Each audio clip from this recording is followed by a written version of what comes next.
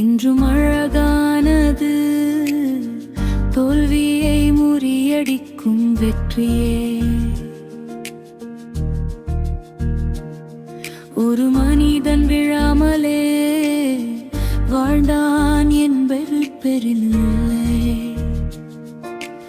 இந்த போதெல்லாம் எழுந்தான் என்பதே பெருமை. காயங்களை சுமந்தவன் கனவுகளை இழுப்பதில்லை. கண்ணீருடன் இருப்பவன் கனவுகளை வெறுப்பதில்லை. சிந்தித்து செயல்படு, அதுவே வெற்றியை சந்திக்கும் செயல்பாடு.